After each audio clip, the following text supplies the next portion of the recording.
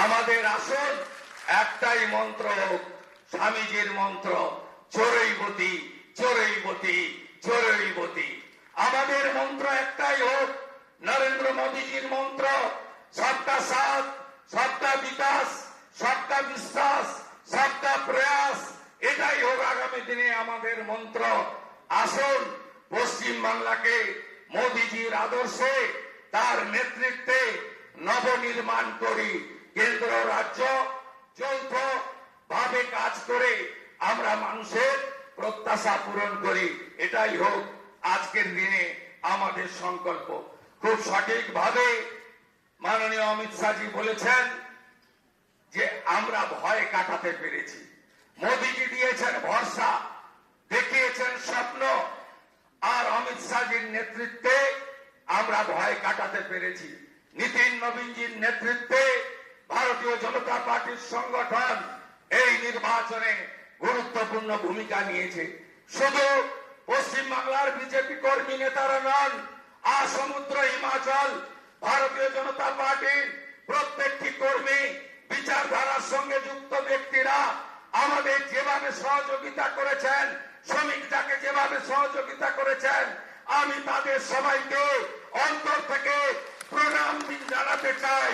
আপনাদের সকলের সহযোগিতায় আমরা জিতেছি। ভয় আউট, ভরসা ইন। কবিগুরুর কথায়, কবির ভাষায়, চিত্ত যেটা ভয় শূন্য, উত্থ যেটা শির, জ্ঞান যেথা মুক্ত, গৃহের প্রাচীর আপন প্রাঙ্গণ তলে দিবস সর্বরি, বসুধারে করে নাই খণ্ড ক্ষুদ্র করি। মুক্ত করো ভয়, আপন মাঝে শক্তি ধরো, নিজেরে করো জয়। জয় করতেই হবে বাংলার মানুষের আশা ভরসা জয় করার মধ্য দিয়ে আমাদেরকে 46% নয়, আগামী নির্বাচনে ইতিবাচক কাজ করে, সংকল্পপত্র কার্যকর করে, মোদীজির স্বপ্ন পূরণ করে, বাংলার মানুষের আশাকে পূরণ করে 60% বেশি মানুষকে আমাদের সঙ্গে আনতে হবে। বাংলায় অনুপ্রবেশ মুক্ত করতে হবে, মা বোনেদের সুরক্ষিত করতে হবে, রাষ্ট্রবাদকে মজবুত করতে হবে। ভারতবর্ষের সাংস্কৃতিক রাজধানী ও কলকাতা এবং আধ্যাত্মিক চেতনার জাগ্রত ভূমি এই পশ্চিমবঙ্গকে আমাদের সোনার বাংলায় পরিণত করতে হবে। তাই আজ কথা কম, কাজ বেশি।